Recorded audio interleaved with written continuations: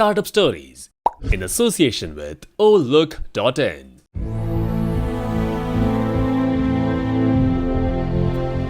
Let me tell you a little bit about my personal journey to Silicon Valley from India 22 years ago. Growing up in India, like many of you, I got my first telephone when I was 12.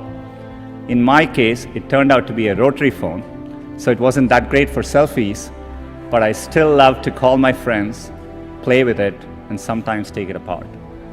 That telephone cemented my fascination with technology.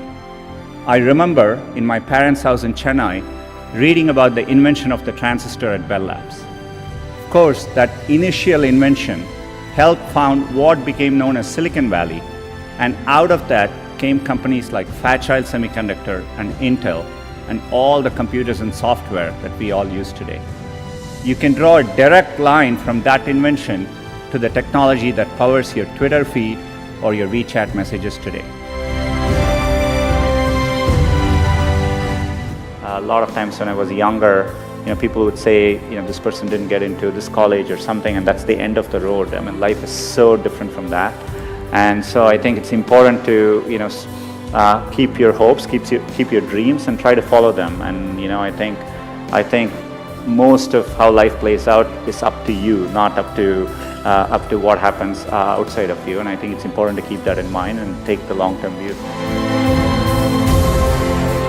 I still vividly remember as a teenager jumping onto a crowded train at Chennai and traveling for 24 hours to attend my school at IIT Kharagpur.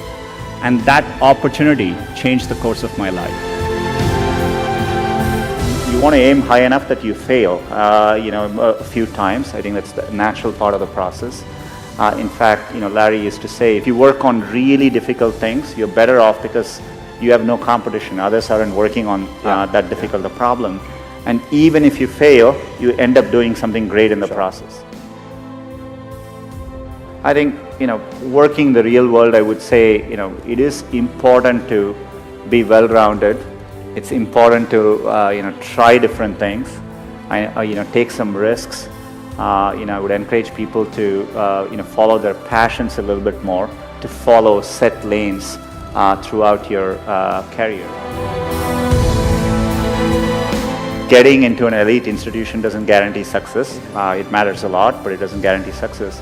And I think it's important to keep that perspective in life. And life is a long road, and so you want to take it at the right pace and enjoy what you're doing.